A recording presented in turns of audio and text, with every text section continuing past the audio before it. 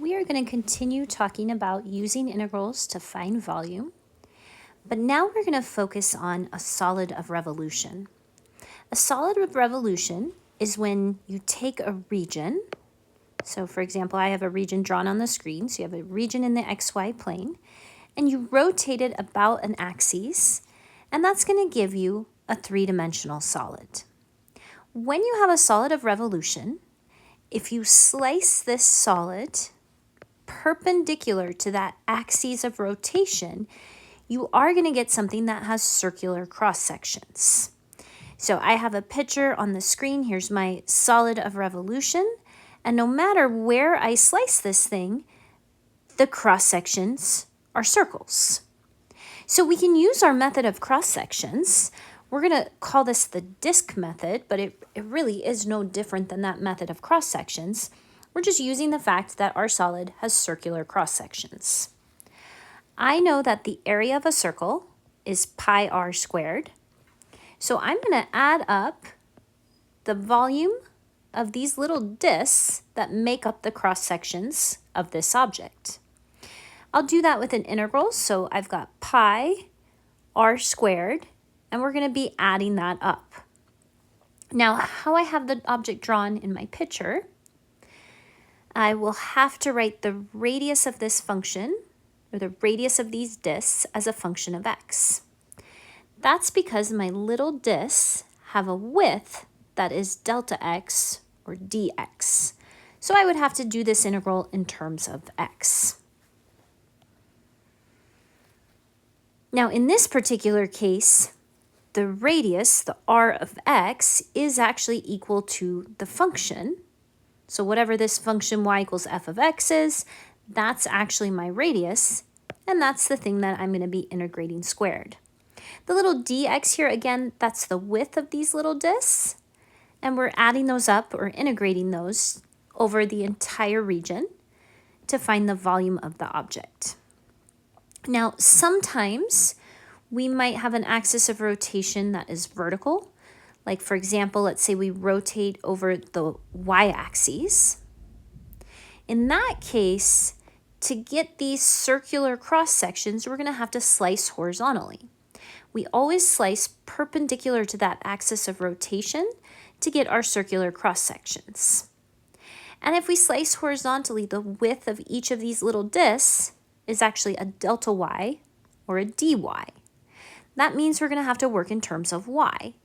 So we're going to have to write our radius in terms of y, but we're still going to be integrating the same quantity, that pi r squared, to get our volume over the region.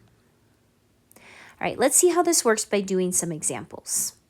Let's find the volume of the solid formed by rotating the function f of x equals the square root of x plus 1 about the x-axis from x equals 0 to x equals 3.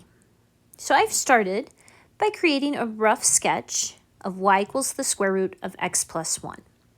It's my basic square root function. It's just been shifted to the left 1 unit. I'm interested in the region from x equals 0 to x equals 3. I've shaded in the region we're interested in. We're going to take this region and rotate it over the x-axis. And I used a computer to graph this just to show you maybe a better picture than I can do by hand. So in blue, there's the region we've found.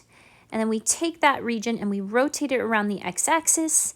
And I get a three-dimensional solid that has cross sections which are circular. And so the idea is we slice this up into our circular cross sections and then find the volume of each of these disks and add them up. All right, so back to my picture. I've got my region. I'm rotating it over the x-axis. That's giving me these circular cross sections. So to use my disk method, the width of each of these little disks is a dx or a delta x. That means we're working in terms of x.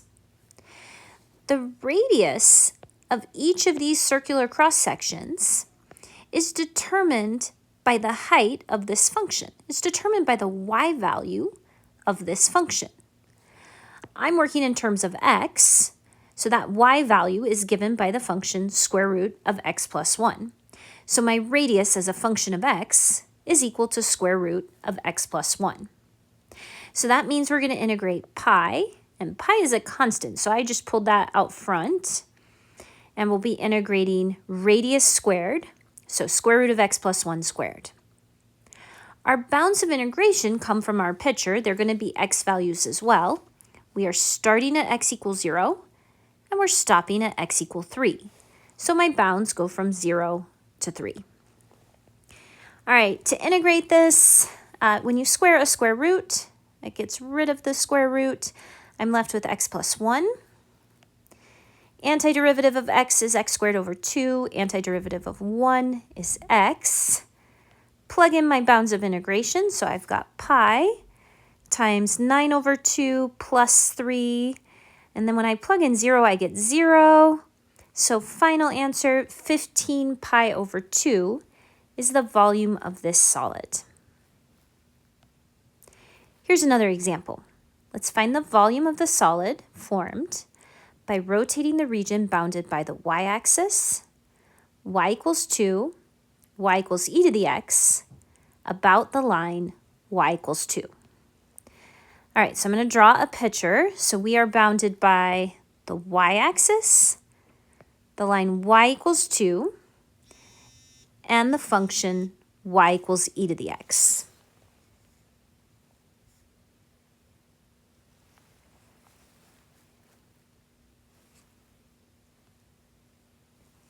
So there's the region that I'm going to be rotating. This time I'm taking my region and I'm rotating it actually over that line y equals 2. I'm still getting a solid of revolution, and my solid still has circular cross sections. But let's see how this changes our process or our setup.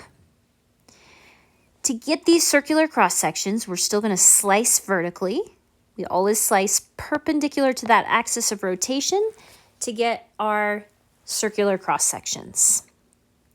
If we're slicing vertically, our width, the width of each of these little discs is a dx, so we're working in terms of x. The radius of each of these discs is going to be given by this line. I'm highlighting it right now. I've drawn it in yellow. That little rectangle or little line is going to be a radius of these discs. The length of that line can be found by taking the value at the top minus the value at the bottom. So the top, no matter where I am in this region, the top of my little line, my little rectangles, is always given by y equal 2. And the bottom is determined by this function y equals e to the x. So top minus bottom means the radius is always 2 minus e to the x. So that means the volume can be found by integrating pi times my radius squared, or 2 minus e to the x squared. Now my bounds of integration are going to come from my picture as well. We are starting at x equals 0, and we're going to stop where those two curves intersect. I'm actually not sure what that point is just by looking at my picture. So I'm going to have to do a little bit of algebra. I want to figure out, where does e to the x equal 2? Where does y equal e to the x intersect y equal 2? So 2 equals e to the x. To solve that equation, I would take the natural log of both sides, and I get x equal natural log of 2. So my bounds of integration are going to be 0 to natural log of 2. All right, to do this integration, I'm going to FOIL out the 2 minus e to the x quantity squared. I get 4 minus 2 to the x, e to the x, minus 2 to e to the x, plus, if we take e to the x and we square it, multiply the exponents, that's going to be e to the 2x. Combine like terms, 4 minus 4 e to the x plus e to the 2x. All right, so now we are ready to integrate one term at a time. The pi is a constant, so that stays there. Antiderivative of 4 is 4x. Antiderivative of 4 e to the x, 4 e to the x. And then finally, that last term is an e to the 2x. The antiderivative of e to the 2x would be 1/2 e to the 2x. You might recognize that that is the antiderivative. If you use the chain rule backwards, you have to divide by 2. If you don't recognize that the antiderivative is 1/2 e to the 2x, technically this is a u substitution to integrate e to the 2x. Our u would be 2x, so our du is 2 dx, and this integral becomes e to the u, and the dx turns into a du over 2, so we're technically integrating 1/2 e to the u. That gives us 1/2 e to the u, or 1/2 e to the 2x. Finally, I'm going to plug in my bounds of integration and subtract. So I plugged in ln2 for all the x's, and then I plugged in 0 for all the x's. And I'm going to subtract, don't forget about those pi's, that constant that we brought in front of the integral. I ended up getting, let's see, 4 ln2 minus 4 times e to the ln2 is 8, and then plus 1/2 e to the 2 ln2, that's a 2, and then minus pi times, we get a 0, e to the 0 is 1, so I've got a minus 4 and then a plus 1/2. Combine like terms, and this becomes pi times 4 ln2 minus 5/2. And that would be the volume of this solid of revolution.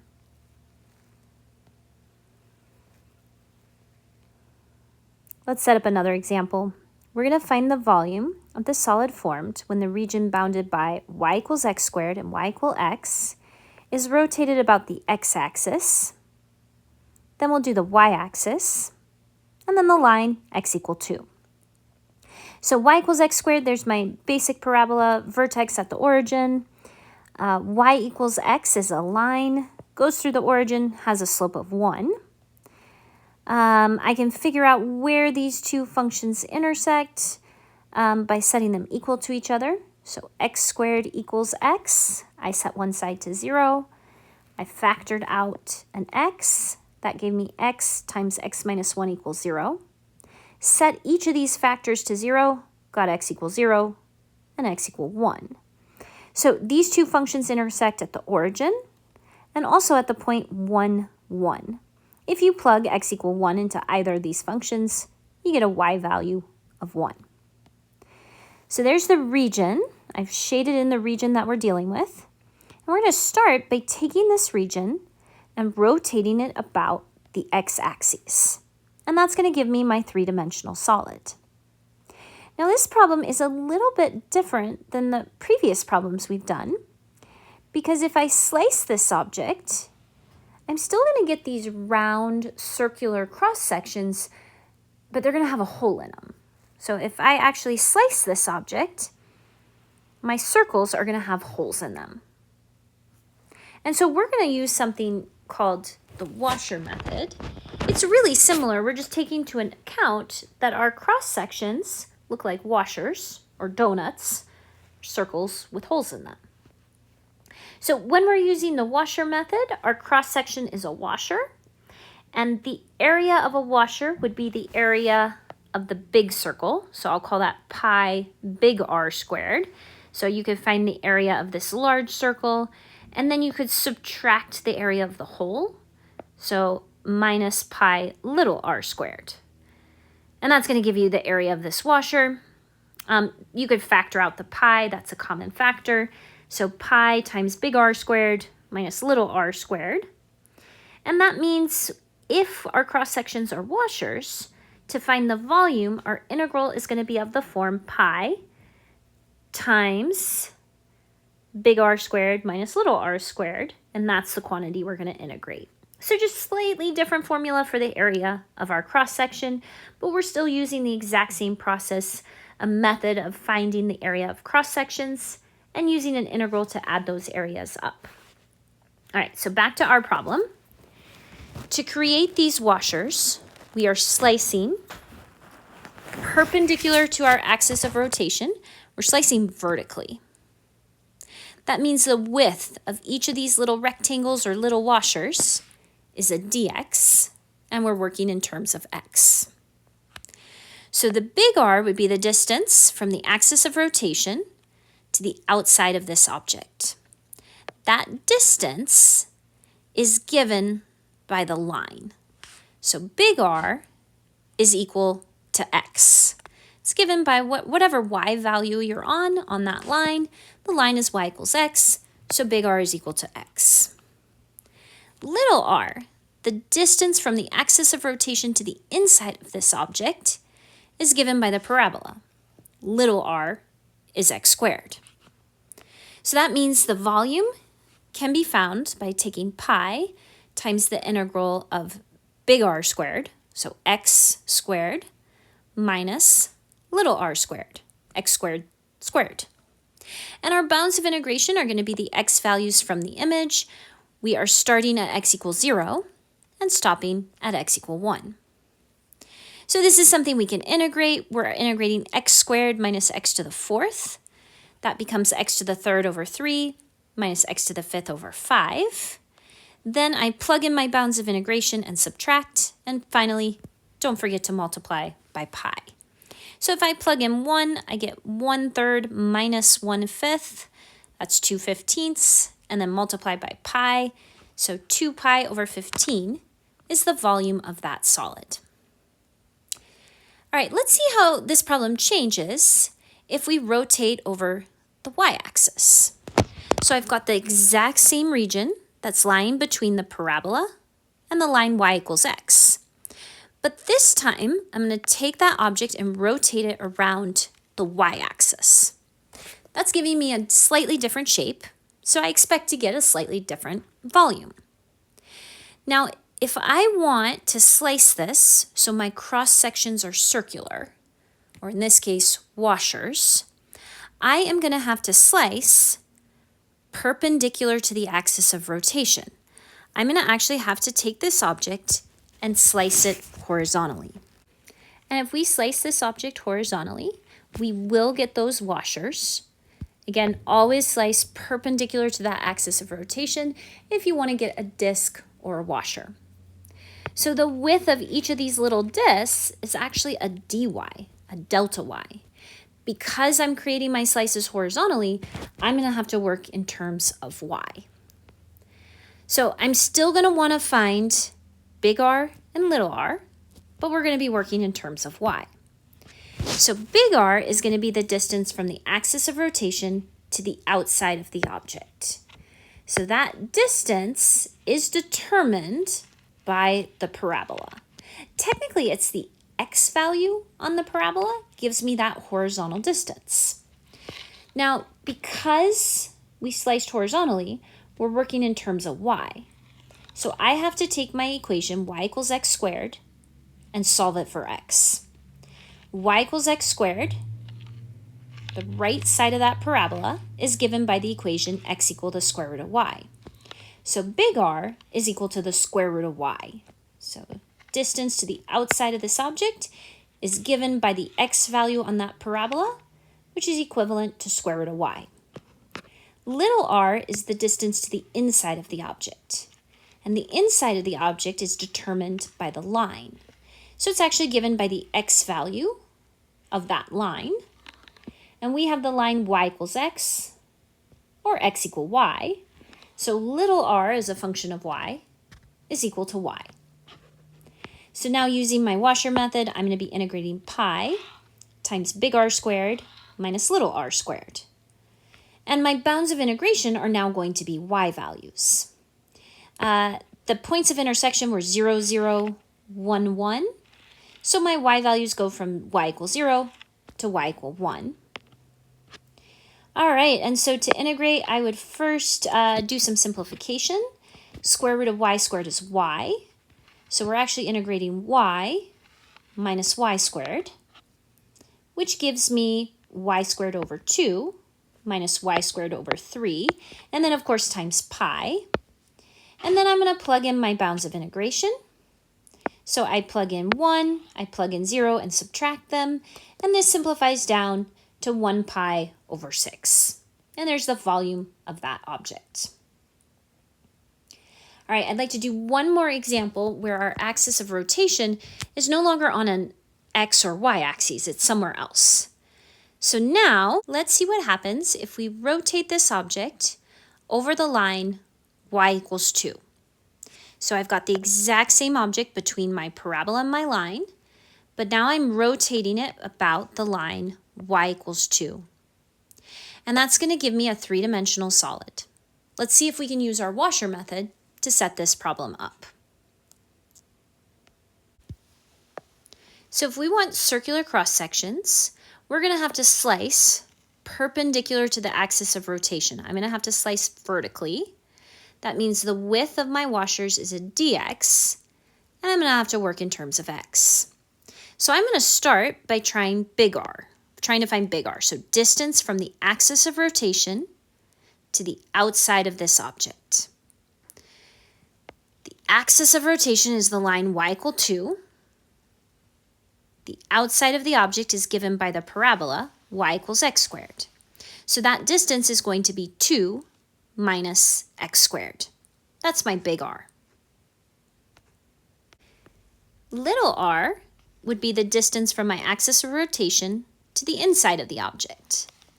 So that is going to be y equals 2 to y equals x, or 2 minus x, top minus bottom. Plugging this into my washer formula, I will be integrating pi times big R squared minus little r squared. And my bounds of integration are going to go from x equals 0 to x equal 1. I went ahead and FOILed out the 2 minus x squared squared and 2 minus x squared. I got 4 minus 4x squared plus x to the 4th, and then minus 4 minus 4x plus x squared. I'll distribute that negative and combine like terms. The 4's cancel out. Negative 4x squared minus 1x squared is negative 5x squared. We're going to have an x to the 4th, and then minus a minus gives me a plus 4x. So let's integrate this with respect to x. And we have pi, negative 5x to the 3rd over 3, plus x to the 5th over 5, plus 4x squared over 2. We'll plug in our bounds of integration, so we're going to plug in 1, plug in 0, and subtract them. So I plugged in 1, plug in 0, I subtract them. My final answer was 8 pi over 15, and that would be the volume of that solid. I'm going to stop this video here. Please let me know if you have any questions on this video or this topic, or if anything in here is unclear.